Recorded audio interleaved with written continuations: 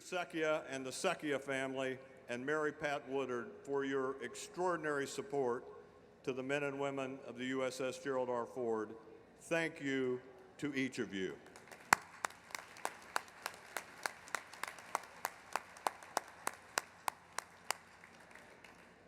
We also want to say special thanks to our friends at Lockheed Martin and Northrop Grumman. They have been phenomenal supporters of our commissioning committee, and tonight they have brought to this chairman's reception 2 magnificent gifts for the ship, and you will be able to see those gifts over to stage left after the program. So thank you, Lockheed Martin and Northrop Grumman.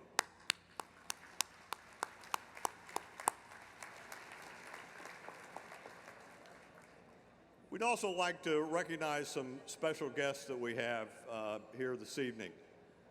First and foremost is President Ford's family. President Ford's sons and their families, his grandchildren and their families are here tonight. Would you all please stand?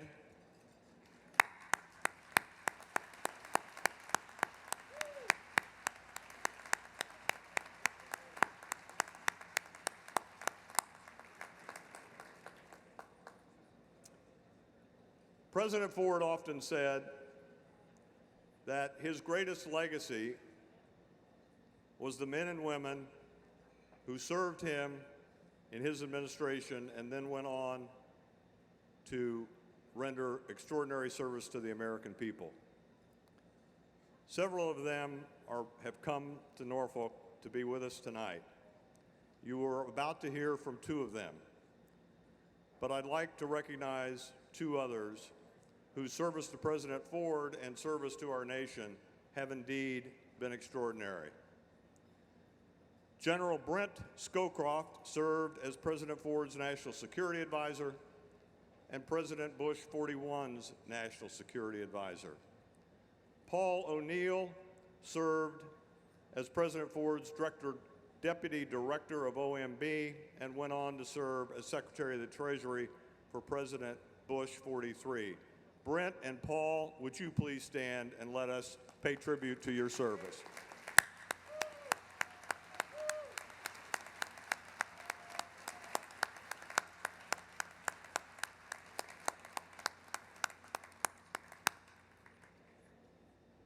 And then, ladies and gentlemen, there are our most important guests. It's why we're here.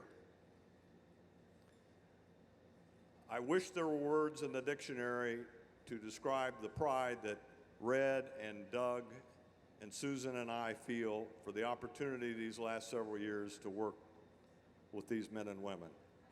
There are not. I would simply like to say on behalf of everyone here tonight, thank you and Godspeed to the men and women of the USS Gerald R. Ford. Captain McCormick, would you and your officers and crew please stand?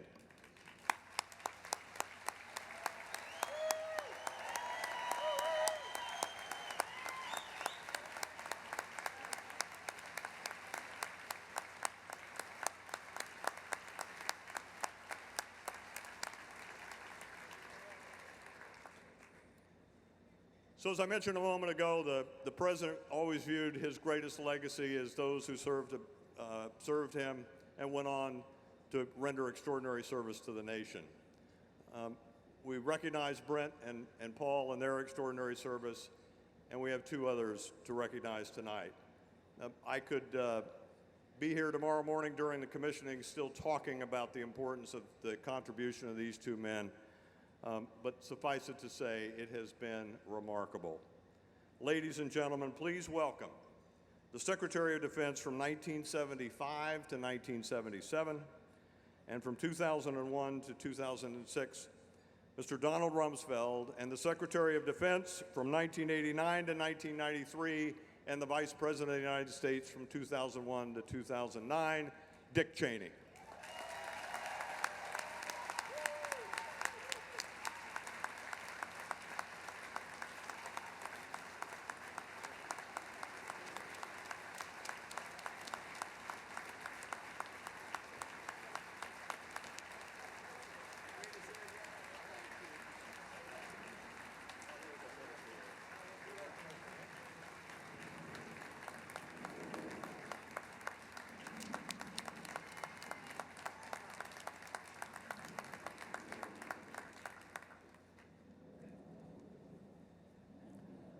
Ladies and gentlemen, it is my honor to present to you the former Secretary of Defense, Don Rumsfeld.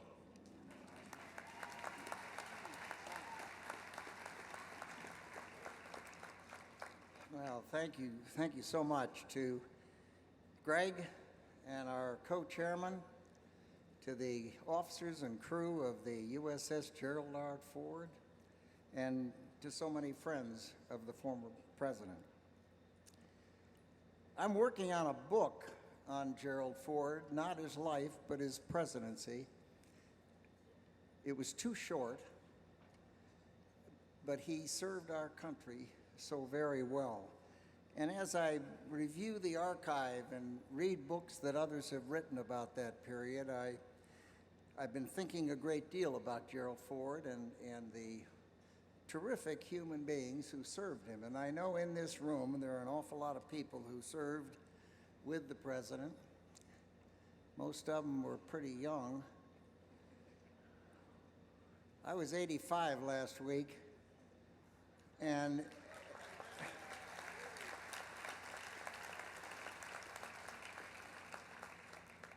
Dick Cheney's a lot younger, I can tell you.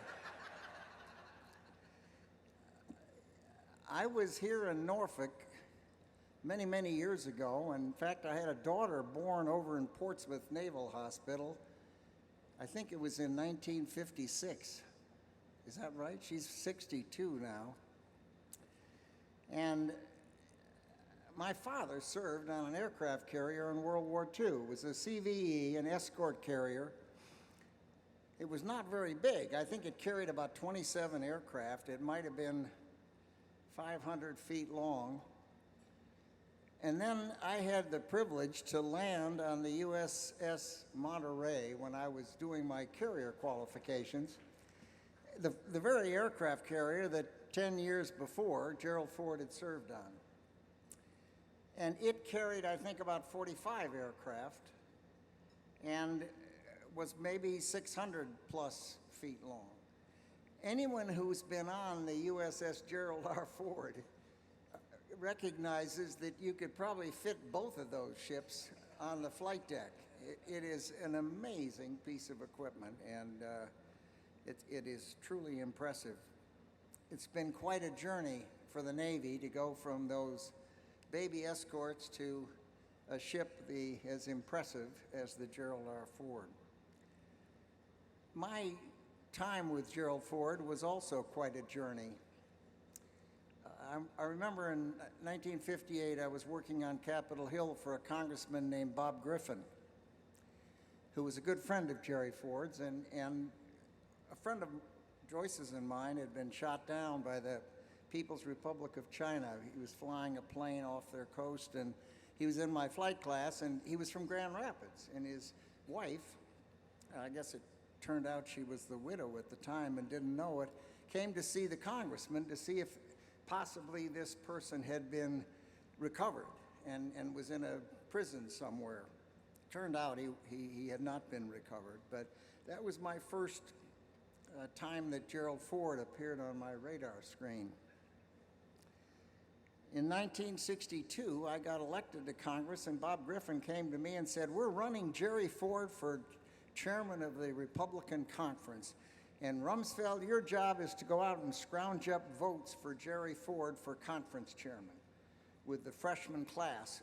We hadn't even been sworn in, and I'd already been recruited to get votes for Gerald Ford for the conference chairman. 2 years later, our Republican Party lost a lot of seats, and there were only, out of 435 members of Congress there, I think 140 of us survived. And we decided that Jerry Ford should run for minority leader. And so Bob Griffin and I started working and talked him into it. And he wasn't eager to run, but he agreed to do it. And he became minority leader. 1974, he assumes the presidency as the only individual in the history of our country who had never run for national office and never been elected president or never been elected vice president. I was serving as ambassador to NATO at the time, and I got a call from Vice President Ford asking me to come back and help out. So I was in France at the time, flew back, and the first thing I did was to call Dick Cheney and said, we need help. I'm supposed to chair President Ford's transition to the presidency, and he's going to be sworn in before I ever get back. And I know he's going to need help. And Dick Cheney dropped what he was doing, and we'd worked together in several organizations previously, including the Nixon White House. And we set about, along with a transition team that had former Congressman Rogers Morton and former Congressman Bill Scranton, friends of then Vice President and soon to be President Gerald Ford, on the transition team. So it's been a long run, and an awful lot of people in this room are old enough to have observed President Ford and understood his Midwestern values, his integrity. I would add his basic human decency as an individual. He cared about other people, and it showed. I traveled around. I've got 2 titanium hips, a titanium shoulder, and a new titanium knee, and they dragged us up 10 flights and down 10 flights on our tour of the Gerald R. Ford today, and I can tell you, I'm lucky to be here. Heck, at 85, I should be home in bed. This is crazy. I think we do gather here to honor a ship and the men and women who serve aboard it, to certainly honor a president who served our country so well, and for a lot of us, it's to honor a friend, a person that we worked with and respected greatly. I have every confidence in the world that the men and women of the crew of this great ship, many of whom I've had a chance to say hello to and to thank and to shake hands with today, and to be briefed by and to look in their eyes and see how proud they are of the ship. I have every confidence that they are going to serve the ship and our country in a manner that would without question make Gerald Ford proud. He never saw this ship. He passed away before it was put together. I had the great privilege of picking up the phone one day and calling him over Thanksgiving. I think it was in 2006. And he sounded fragile on the phone. And I said to Joyce, excuse me, why don't we fly down to Rancho Mirage and see him, see how he's doing? So we flew down, and I had one of those USS Ford caps. And I had a painting, a rendition of what the ship would look like. And he, at the time, was not doing great. He was in a chair that was not a hospital chair, but it was one of those chairs that you could put in different positions because he couldn't get in and out very well. And it relieved stress on your body to be able to move. And I got to the front door and rang the doorbell, and I heard this strong, unfragile voice of Jerry Ford saying, "Rummy, come on in." And he was so proud of that hat, that cap. He wore it. There's a photograph of him with the cap on that the crew now wears. And I think that it's just a shame he couldn't be here. But now, before I introduce my friend Dick Cheney, where's Liz Cheney sitting? Is Liz here? There she is.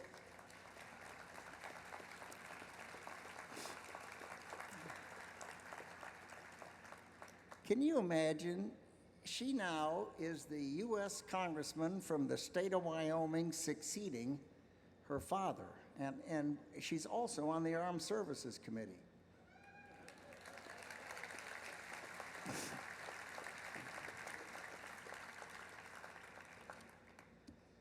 Dick Cheney is a former everything.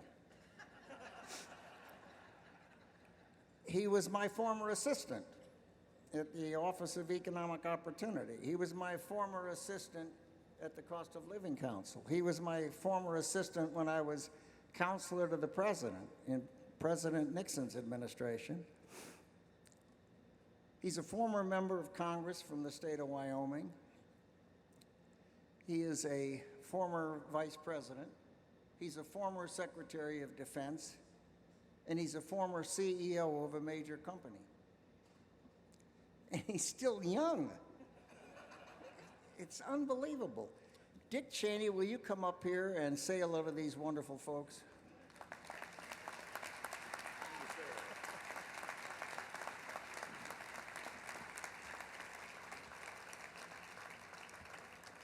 Well, thank you very much, Don. And I'm delighted to be here tonight, to have an opportunity to look forward to tomorrow's events. We spent the afternoon on the CBN 78, the USS Gerald R. Ford. Captain was kind enough to give us a personal tour. It is a phenomenal piece of equipment. I've always said, people ask me of the various jobs I had, which one I enjoyed most. And when I'm honest about it, I always say being Secretary of Defense. Hard to beat. And it's a privilege today to come back, and for one of the reasons is the last time I talked to President Ford was John Warner, who was in the senator from Virginia, Armed Services Committee, had called to tell me that they were getting ready to name CBN 78 after President Ford, and would I like to call him and tell him what we were about to do. And of course I jumped at the chance, and when I got the president on the phone, he was obviously delighted. To say this was only a short period of time before he died, but I could not think of a better, more appropriate gift than to be able to confirm for him this magnificent ship that's out here today. Now, Don explained some of the background of President Ford and himself. I think it's important, frankly, when I think about my own career and all of the good things that have happened to me, there are two individuals who, more than any others, I owe a deep debt of gratitude to, who fundamentally changed my life, changed my career, were role models for me, mentors. And one was Jerry Ford, and the other was Don Rumsfeld. It nearly did not happen. Came very close that the relationship didn't develop along the line it has. Joyce Rumsfeld is over here at the table. She knows the story I'm about to tell because she's heard it many times. And but the fact is, when I went to Washington, I was going to be a professor. It's 1968, and I had working on a doctorate in political science at the University of Wisconsin. I had a grant to spend a year on the Hill working for any member of Congress who would have me.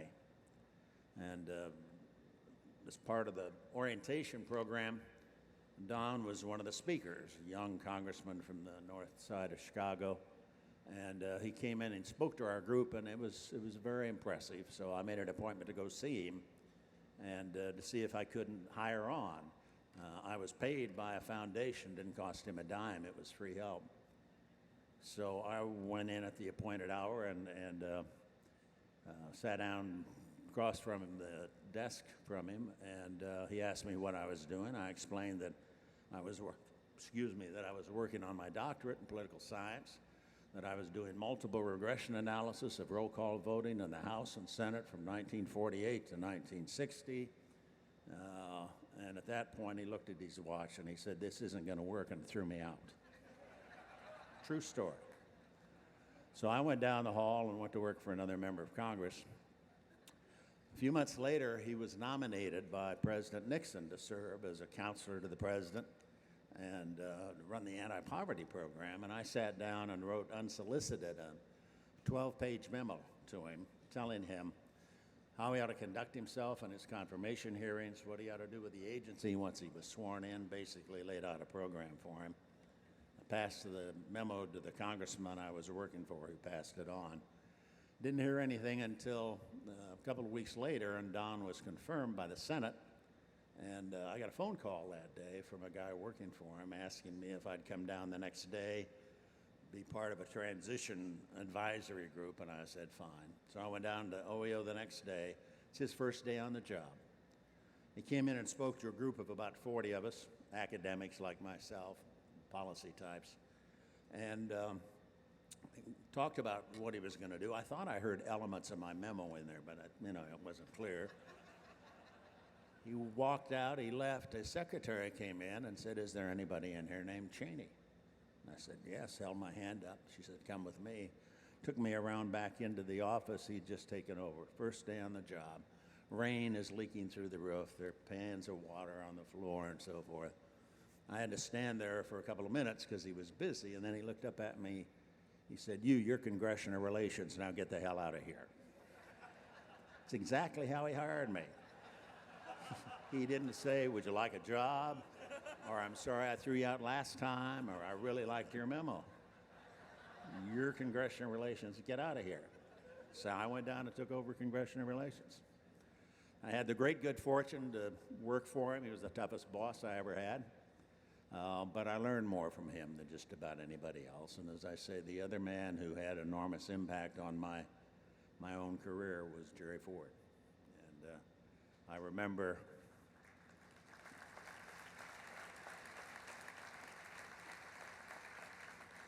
I always remember August 9th, 1974. I'd gotten a message to meet Don out at the airport. We drove into the White House, came in through that southwest gate. And it's about 2 hours after President Ford had taken the oath of office as President of the United States. And we were just young enough and dumb enough to think we could do anything. And he put us in charge of the transition. And that was the beginning of a relationship that, as I say, fundamentally transformed my life and my career. It was a truly remarkable moment in American history. It's easy to forget how difficult those days were back during the Watergate period, the first half of 1974, that we'd reached the point where we had what I believe was the most serious constitutional crisis since the Civil War. And we had a man who was up to the task, the first ever chosen through the 25th Amendment to the Constitution, to step in, take on those responsibilities, and govern as effectively as Jerry Ford did. Over the years, obviously, after he left office, he lived another 30 years. We all had great opportunity to spend time with him and to appreciate everything he'd done for us. I always had the feeling that he felt a little bit of pride in the fact that I'd followed in his footsteps. I'd been a member of Congress for 10 years. Then I'd went on to become vice president. And on more than one occasion, when I'd see him meetings and events and so forth, he'd look at me and smile and grin and say, "Dick, I don't know why the heck you took that darn job. It's the worst job I ever had." But I loved it, and I loved working for him. I loved being part of what he represented. And I think it's very, very important as we go forward. It's a tremendous privilege for me personally to be here tonight. Have the opportunity tomorrow to be there as we commission the USS Gerald R. Ford.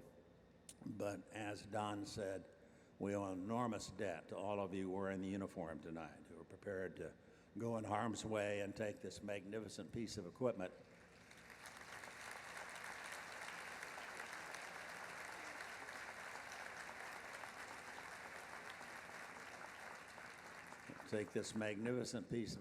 this ship, the most formidable warship ever built, and take her to sea and do whatever is required to defend the American people and defend our way of life. It is a truly remarkable instrument, and I know all of you who are devoted as you are, we're here to support you. These are dangerous times. The world is not nearly as safe and peaceful as it has been sometimes in the past. We're in a very difficult time today internationally. And the CVN 78, the Gerald R. Ford, will be a formidable force when it's time to defend the freedom of the American people. So thank you all very much for being here.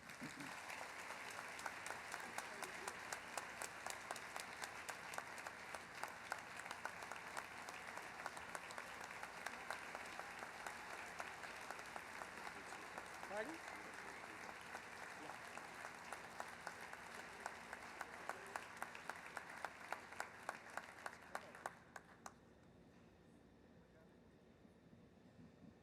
We'd now like to ask the ship sponsor to please come up and join us so we can pay tribute to all that she's done and hear from her. Susan?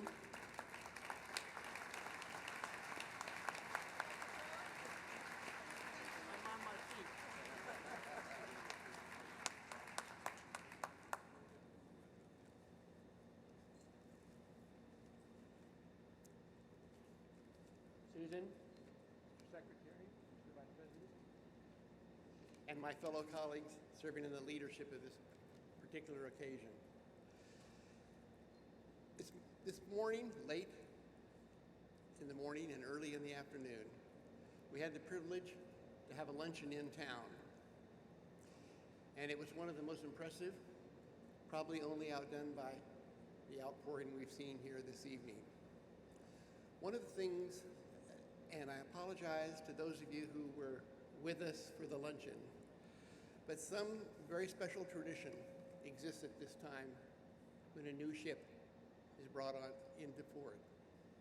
And that's the plank owner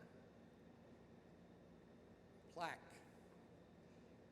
There's a bit of history to it, and I thought I'd just take about 1 minute to explain to those that didn't get a chance to hear this at noon the importance of the plank holder. A plank owner is the ship's crew member who was assigned by the U.S. Navy to be a member of the ship on the date of that ship's commissioning. The term plank owner has a rich history, and it goes back to the days of sailing ships. In those days, when the crews were brought on board, they slept on deck. And obviously the first ones chosen went and found that there were some boards softer and more comfortable than others. And when they laid claim to that soft board, that became their sleeping spot. It became theirs, in essence, for as long as they were on the ship.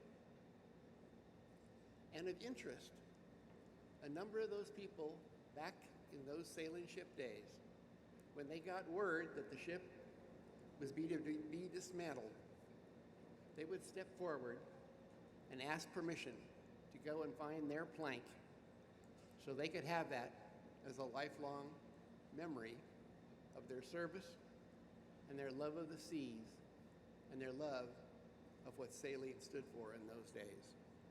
But we no longer use those kinds of ships. We have powerful ships, such as the one we've just honored here today. And so, what the Navy has done, it's brought that tradition forward because of its importance. And we now have what's called a plank owner's plaque.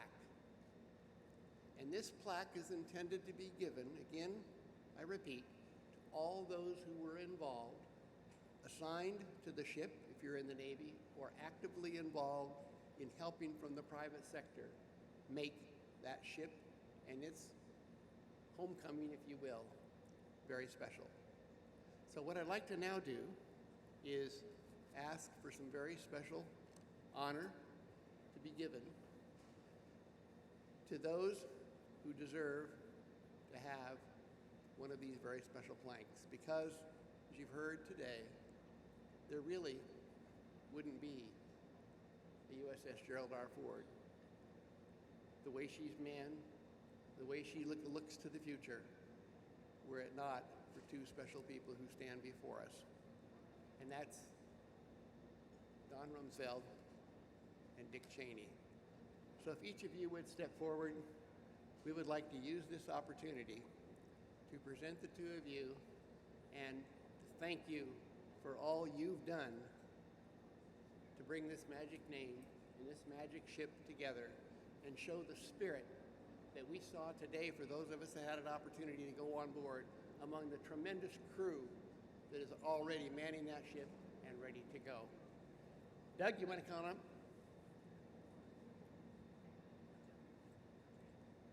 Secretary Rumsfeld, Vice President. Want us up? Oh my golly, I can do it. You? Thank you. We'll get on the end here and we'll try to.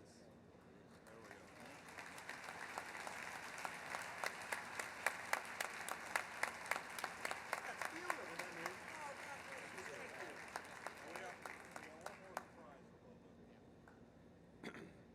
We have a little surprise for the Vice President and Secretary Rumsfeld. Captain, if you would give us a personal indulgence.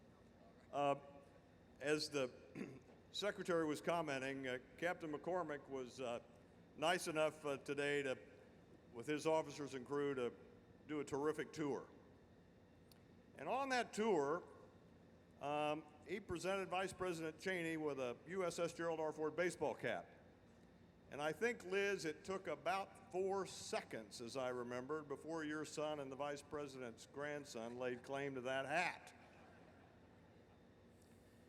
Well, you heard the story at Thanksgiving time when Secretary Rumsfeld and Joyce went to see the President in California, and the Secretary had a ball cap, and he gave it to the President. Well, Captain Red and Doug and I decided, sort of on the ride over here, that we needed to kind of set the balance sheet right. So we managed in about the last 90 minutes, with the help of the Newport News shipbuilders, to have 2 baseball caps, the USS Gerald R. Ford, but we wanted to go the extra mile to make sure that these didn't get lifted. So this one says Secretary Rumsfeld and this one says VP Cheney. Would you do the honors?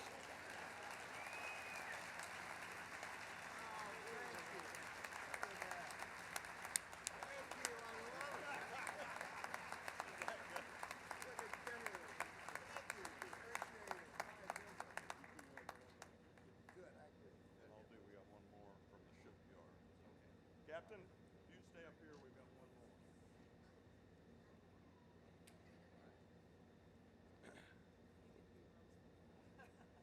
So we have one more surprise gift. As Red was discussing earlier on, we had a wonderful luncheon today to honor our terrific ship sponsor, and Susan paid tribute to the shipbuilders of Newport News Shipbuilding. And it was their patriotic commitment to excellence, ladies and gentlemen, that mighty warship, the most powerful ship ever built, it was those shipbuilders and their commitment to excellence that is why that ship is indeed the most powerful ship ever known. The shipbuilders have a very special gift that they would like to present to you and the ship tonight, Skipper. So if I could call on Rolf Barchi to please come forward to make this surprise presentation. Rolf?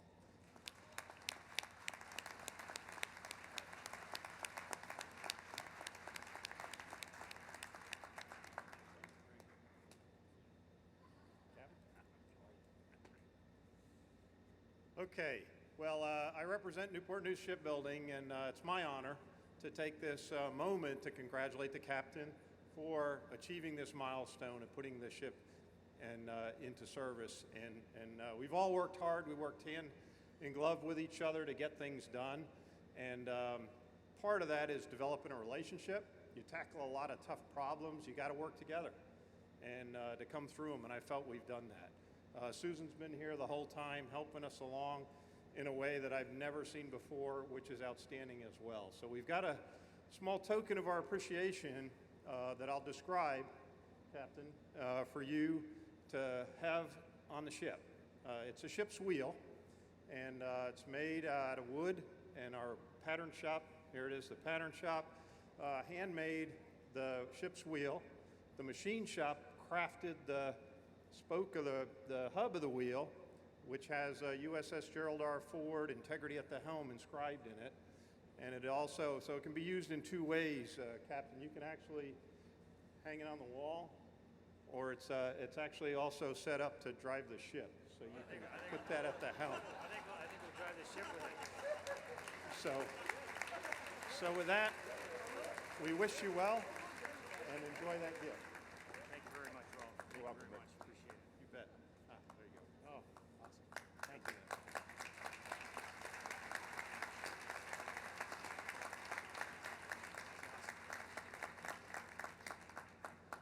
Thank you very much, Rolf. Okay. Well, there's so many gift givings up here, I want to make sure I'm on the right track. But there's so many things to celebrate, that's why we're doing it. On this stage of the program, we're going to shift and do just a few toasts. We've been talking long enough, time for everybody to have a drink. So toasts seem appropriate. I like drinking, so I'm really happy to kick this off. The first thing that comes to mind, though, before I start down this track is to seriously recognize and remember for you to see Vice President Cheney and Secretary Rumsfeld and other members of the Ford administration who are here, just that our experience as trustees of the Ford Presidential Foundation has been they are amazingly loyal and committed to President Ford and his legacy, and that they have participated in numerous events, answered the call on a very regular basis to continue to honor President Ford and serve in his administration, if you will, no matter what it is. So I want to again thank you both and all through the administration for your participation.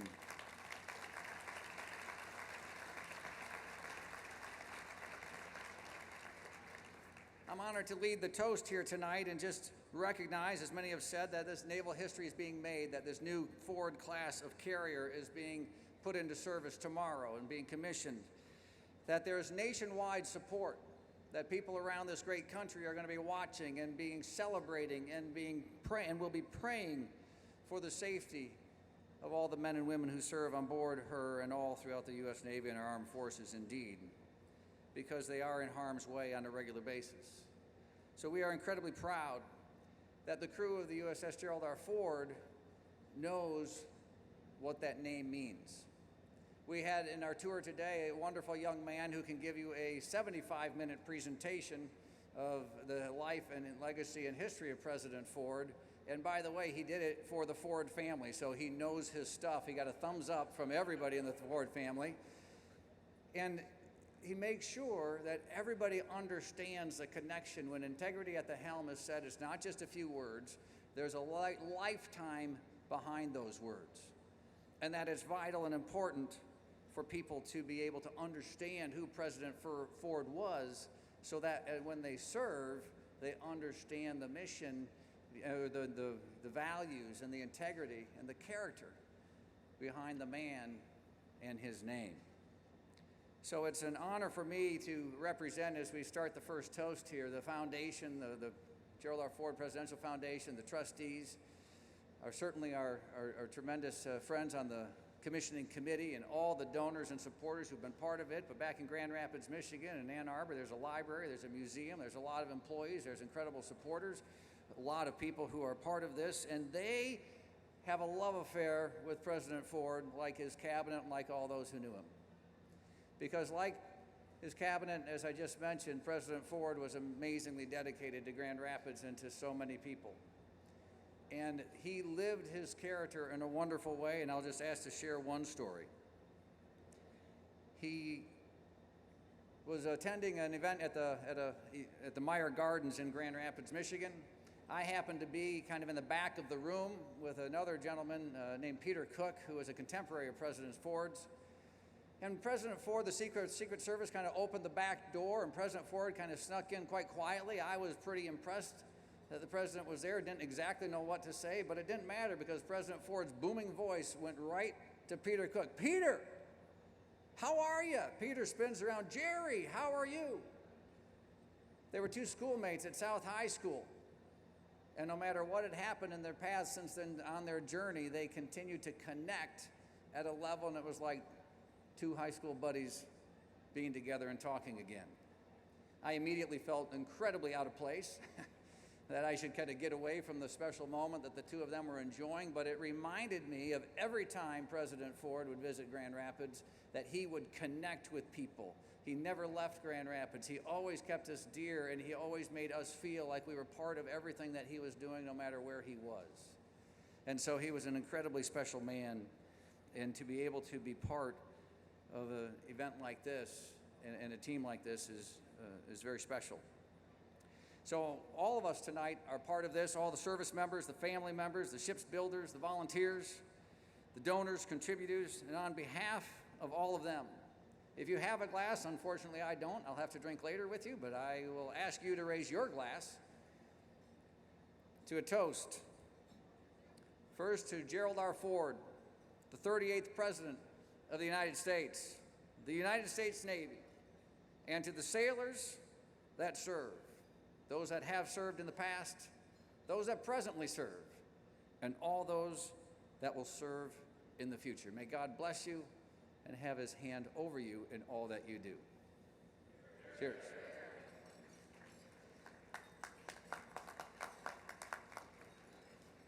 Now we have a series of toasts to do. I would like to introduce Captain Rick McCormick, who will do the second toast. Captain?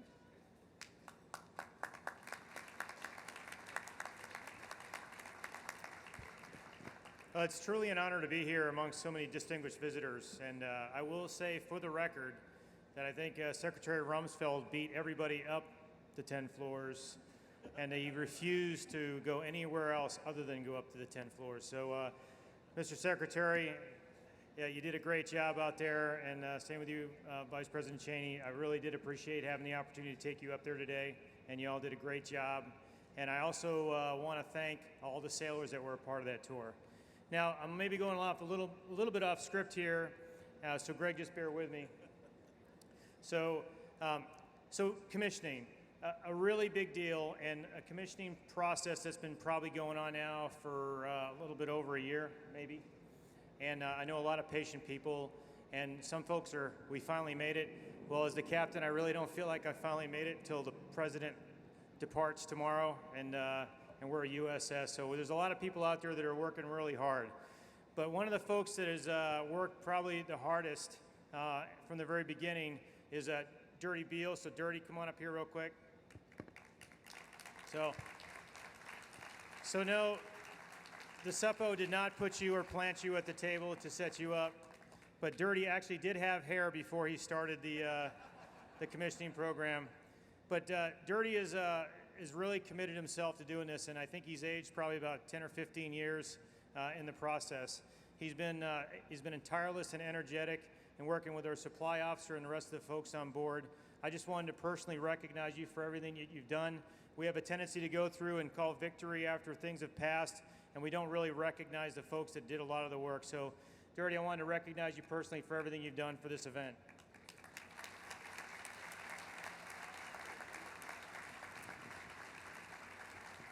Okay, so on to the toast. Today I had the honor of sitting at the luncheon with a bunch of my sailors, with a bunch of distinguished guests. And I know we've already did a toast to the Navy, but any good commander is only as good as his people. He goes to sea with them, he goes to battle with them, you're all in the same ship and we fight together. So with all the things that we've gone through with the shipyard workers and the ship's force, I want to propose a toast to my crew for all the things that you've done and for all the things that you've made us. And we've got a long way to go, but toast to you, the crew of the Gerald R. Ford.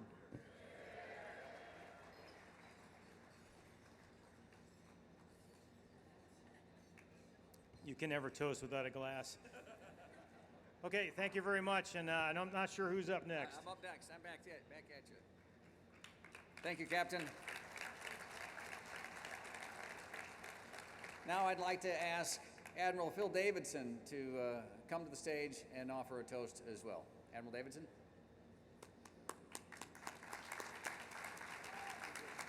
Thank you very much. Good evening, and welcome to Norfolk. The commissioning of the USS Gerald R. Ford is at a very fortuitous time here in Norfolk. This is the 100th anniversary of the Naval Operating Base here in Norfolk, the world's largest naval operating base.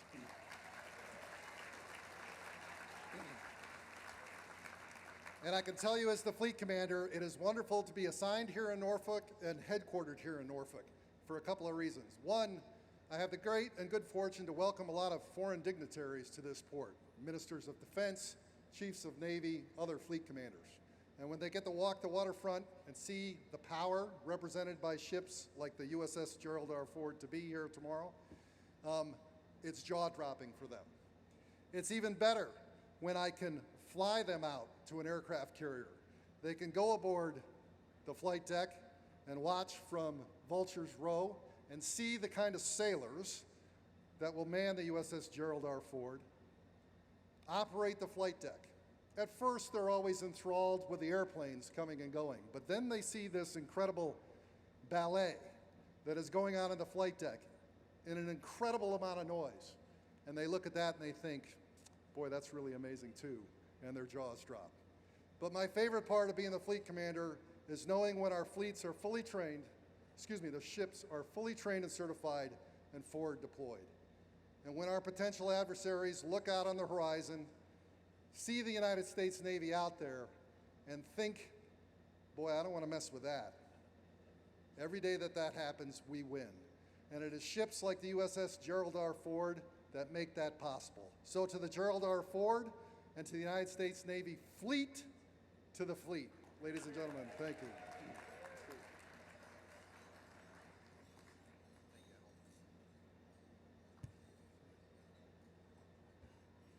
Thank you, Admiral. We have one more toast that I'd like to introduce our ship sponsor. Susan has jumped into this role with an incredible amount of enthusiasm and dedication, and seems, from the times that I've known her, even though she's very elegant, much more comfortable in a hard hat, safety glasses, gloves, with something that she's operating. And she has just been a friend to everybody who's been part of this program so far. And I'd like to ask Susan Ford Bales, ship sponsor, for this toast.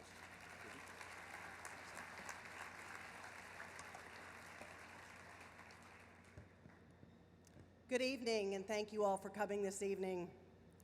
First of all, let me say how grateful I am to everyone who has come this evening, and to thank you for your friendship, thank you for your journeys that you have made to be here from all different parts of the country.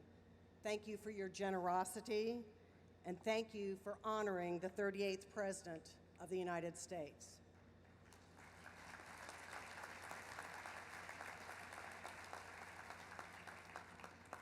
Most of all, I'd like to thank the men and women of the USS Gerald R. Ford and the United States Navy for protecting all of us and the freedoms that we enjoy.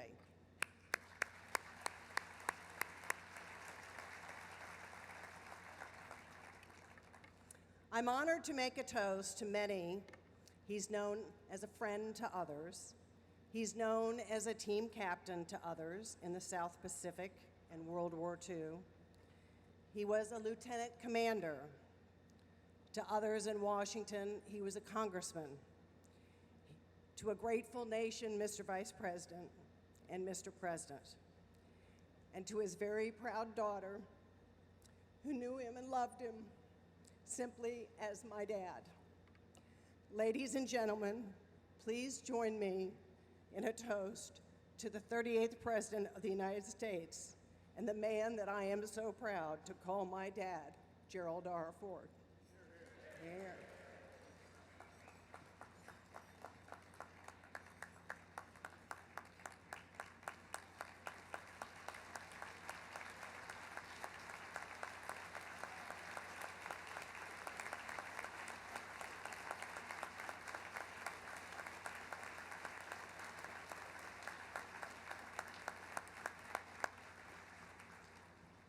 Thank you, Susan. We have one more toast that I'd like to ask that we do here at this time. I'd like to ask Admiral John Richardson to come to the stage for our final toast. Admiral Richardson.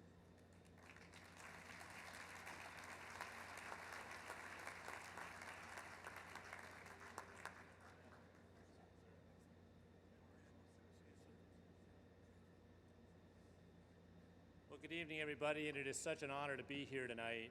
And I've got to say that as you look around the room and you just soak all this in, the thing that rings loud and clear for me is that an event like this, a night like this, a ship like this can only happen in America, right?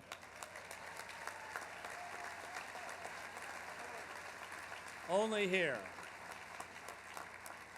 Only in America does a man of humility and integrity like President Ford come to office in the way that he did and inspire a nation and inspire us each as individuals. Only in America do visionaries like Secretary Rumsfeld, like Vice President Cheney, inspire us in the goal, the vision for this ship. There were a lot of choices, but it was Secretary Rumsfeld, Vice President Cheney that said, reach far, set challenging goals, world-beating technology. Only in America does vision like that exist. Only in America do shipbuilders, the men and women of Newport News Shipbuilding, only in America do those people come together with their talent, their dedication, and build this 100,000-ton vessel that is world-beating technology down to the 1,000th of an inch. Only in America do we have young men and women so talented with so many choices that choose to raise their right hand, take an oath to support and defend the Constitution of the United States, wear the cloth of our nation, leave their families, and go to sea on that ship. And so tomorrow, when we bring this ship to life, and it's going to be our fair sponsor, Susan Ford Bales, who gives that word and inspires us with her spirit, we can take great comfort. We can take great pride.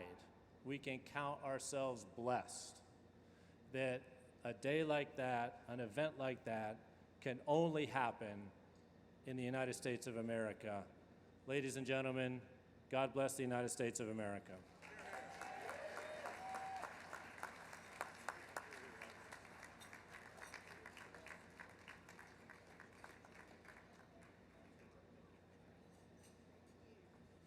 Thank you, Admiral.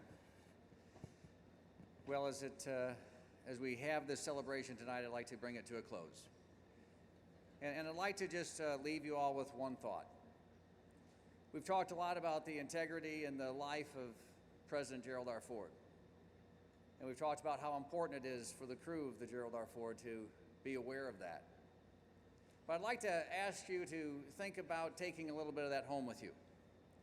For those of us who had a chance to know President Ford and to be able to see him and to experience a relationship with him, it was a special thing, and many are here because of that. But we are truly blessed because the Ford family continues in that tradition. Susan certainly has represented her family amazingly well, Susan. What you have done to show for your family and to be at countless events and be committed to this work, we're all grateful. And you represent, yes, thank you.